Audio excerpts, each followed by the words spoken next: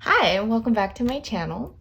I'm Astro Honey, and today we are continuing the story that got abruptly stopped during my chat with me segment with my dearest friend, Miss Jasmarie, aka @ElderJazz on Instagram. So let's talk about that situation, and we are going to reference my 12th house Chiron Virgo placement.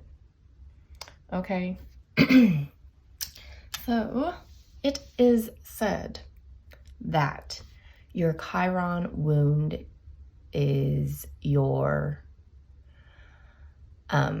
wounded warrior kind of wound. Like, it is a wound that is a deep-seated insecurity, and if you can heal it, if you can actively put in the work to heal it, which means it's not a present lie, not even a lie, like it's not something you innately believe anymore. You made it a habit of correcting that behavior, like you broke through that web. You can level up, you can ascend, you can, change your core. You don't have to use the, oh, well, I'm just born like this kind of thing. An astrologer I follow on Twitter and also on Instagram, who told me, we had a whole conversation on Twitter about it, that, Virgo Chirons, the wound stems from like your father relationship. And as someone who doesn't really like authority, the wound with my professional person and my wound with my romantic person definitely showed up in how I deal with quote unquote masculine energy, in terms of like authoritative figures, of, I guess, people who want to control me or whatever. I don't like to be controlled. I have many placements in my chart that are like, girl wants freedom. I do want stability, but not in a way that makes me feel like I'm inadequate, because the Chiron Virgo placement in itself, I already believe like there's something wrong with me. Virgos are typically known for their perfectionism, and to have a wound in that means I had always believed that I wasn't lovable, that I really, really had internalized that there was something wrong with me. And maybe it's because it was written in the stars, or maybe these stars, sorry, my allergies are really acting up right now, just reflected the situations, because again, I believe tropically that our placements are our external reactions. And so externally, I watched people and perceived their actions and reactions to me to reiterate this idea that there was something wrong with me. And I remember an instance when I was little, I had a fear of abandonment. And that came from my mom leaving me because she thought I was in the car, but I had left to go be a cute little funny version of myself and put like my karate belt tied on my head like a headband, because she was taking so long to get ready to go pick up my sister. And I decided I was too impatient to wait for her in the van. So I left. And then by the time I figured out what I wanted to look like, she was gone. In her defense, she really thought I was in the backseat still. Surprised I wasn't. So then I went crying to my dad, and he really was like, you need to go over to your neighbor's house. So shout out to my neighbor for letting me cry on her swing set and giving me a Sunny D. But those abandonment issues and those, wow, no one can handle my emotions kind of wounds stuck with me. And then I kind of developed a distrust for like masculine figures in general, and it really came out in like 5th and 6th grade. But also like that's when my hormonal stuff started coming into play. And then I realized later I also was like seasonally depressed because homegirl loves the sun. But in 5th grade, refused to do homework. 6th grade, refused to turn in my China report. Obviously I survived. And those happened to be my male teachers that year. Couldn't stand the 6th grade teacher one. I barely remember what happened in his class, except I decided that he wasn't worth it when we had a conversation about aliens and how I was arguing the fact that we exist increases the probability. And he was like, no, the fact that we exist and it's such a small probability reiterates the fact that there's no other life form out there. And I was just like, how small-minded are you, sir?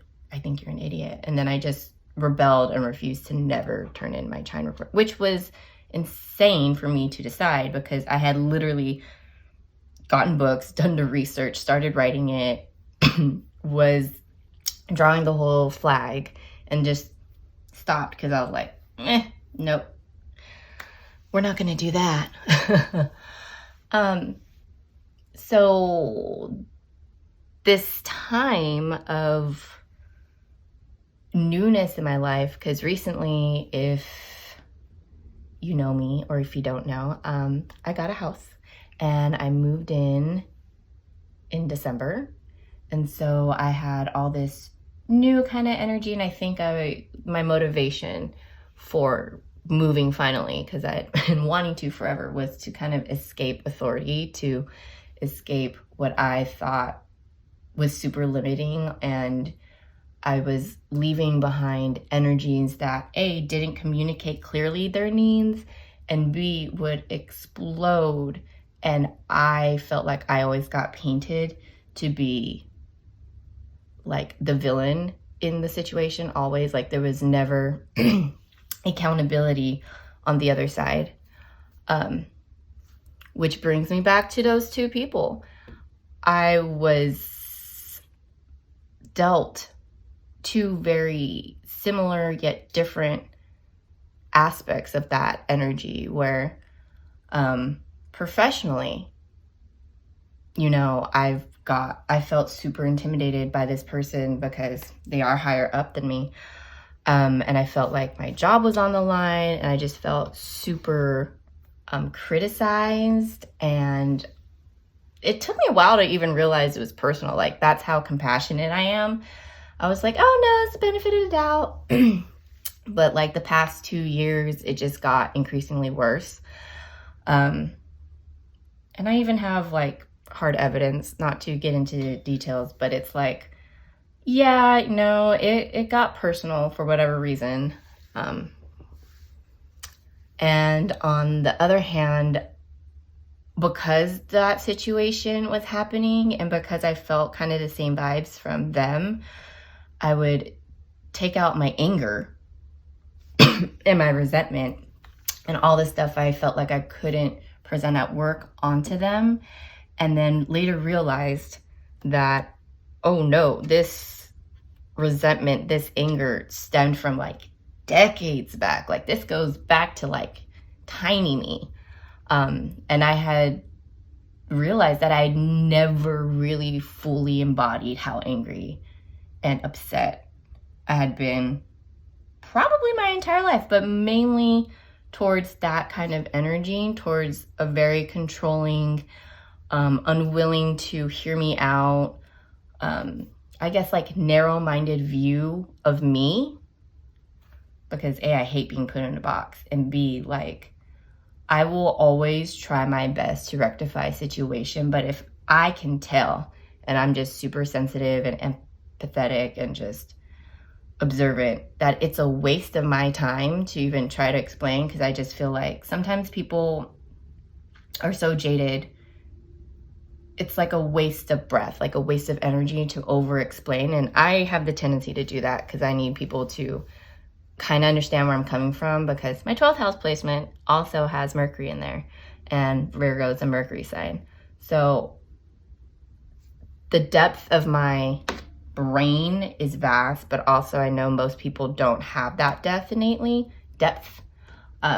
So my over explaining is just so that they can follow where I'm tracking, because I have a tendency to skip things and not transition well, and sometimes people can't follow.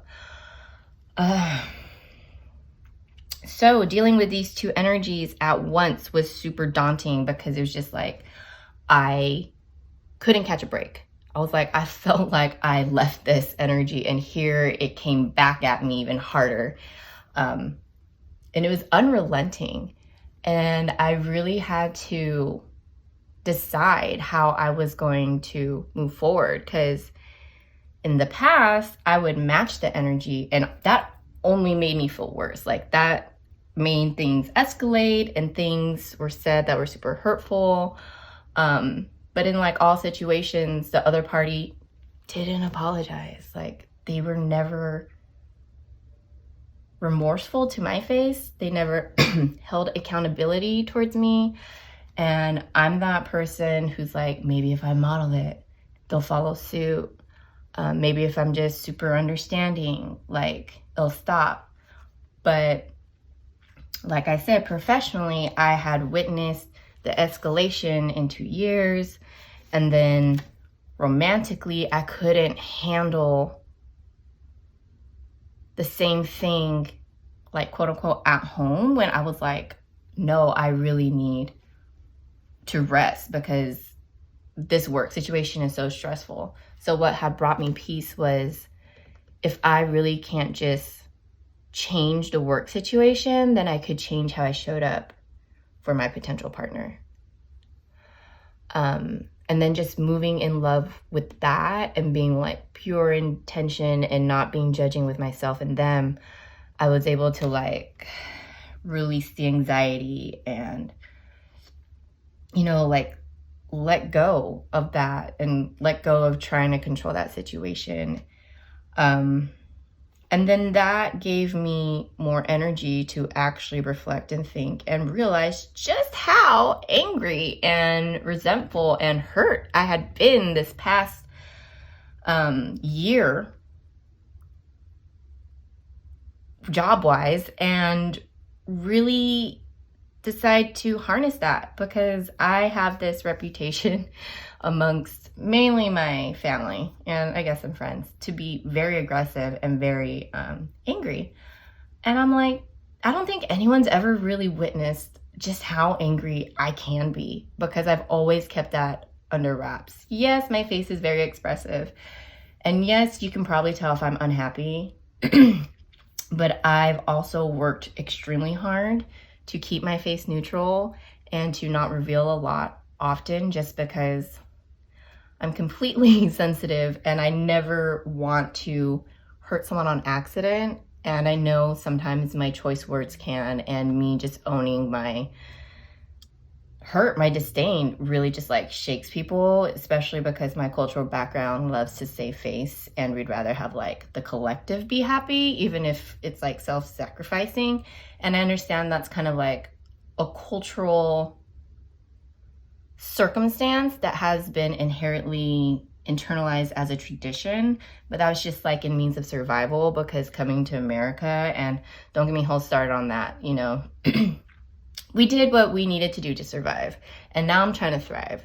And I knew that one of these things that I was avoiding was like my quote unquote daddy issues. And it's not just like the dad, it's like the divine masculine. It's finding the balance within. It's really acknowledging that I've been hurt and kind of been repressing it through the toxic positivity, and just like, yeah, you know, downplaying all these things I've gone through by trying to be like, but I'm grateful. And not to say that I'm not grateful, I'm insanely appreciative, but I'm also acknowledging that it sucked. And now I'm trying to use that anger to be transformative instead of destructive. because fire always gets that stigma of like, ouch, got burnt. But fire is also life. Like, it's a spirit, it's the energy. It can transform. Like, it destroys, but it's also, it makes space for newness. It's the drive. It's the sun. Like, the sun with the human bodies gives us energies, all these stuff, spiritual science, whatever. That's a whole other tangent. And so sitting with all these realizations, I had to realize I had to flip the switch. And that in these circumstances, it was no longer like, oh, only these things are reflecting me and what's going on inside. No, sometimes it's people, and sometimes it has nothing to do with you. And in my work, professional life, I felt like it really didn't matter what I did because that person had already put me in a box, and that was it. And if I tried to remove myself from that box, then I would just be placed into another box. But if I'm really, really about like being this love being, then I have to really respect my boundaries and walk the walk, because I talk the talk, and be super loving and be less judgmental. And in circumstances where I can change, and it's not only like I think romantic connections are kind of complicated, but they're so simple at the same time. And I could hold myself a lot more accountable in that than, in my professional life. I really had to flip the switch and approach everything not from a revengeful, vindictive, because I can be petty if I want to. And not being super strict with boundaries, and not just like, oh, I don't respect myself, but like using boundaries as walls and being like, oh, because I'm hurt, they're gone completely. Because sometimes you don't have to cut off a person to change the situation. It's literally just changing your perspective. But other times, you should punch someone in the face. Metaphorically or physically. I would not physically do that. I got trained at a young age with karate that, violence is not the answer. And it's only for self-protection, not vengeance. And in this circumstance, like, professionally, it is protection time, because that person really tried to punch me, and I really just was like, oh no, maybe they just like I don't know. I gave a lot of excuses. I was super compassionate, but it's time, right? Like, I changed the other circumstance. It's time to change this circumstance. And in true fashion of allowing my 12th house placements to shine, my sun, my Mercury, and my Chiron, there is nothing wrong with me. The way I think and the way I exist is beautiful, and it's time to showcase that. And instead of trying to be sensitive to people's feelings, especially when there's a definite pattern of someone being insanely disrespectful to many people, it's time to get served, but with love, right? I'm not doing it because my feelings are hurt. I'm doing it because I'm done getting hurt. Like, it's time to stand up for myself, because I need to honor me in totality, So that's all I have to say. I hope this helped anyone. I don't know. That's my life. Healing is cyclical. It will never be a one and done job. Life is beautiful and simple and complex, and I'm excited to keep living and experiencing and seeing what life has to offer. So thank you for listening and watching if you're watching this. And that's all I have for now. Thank you. Podcast available on all major platforms. Listen for more intuitive rants.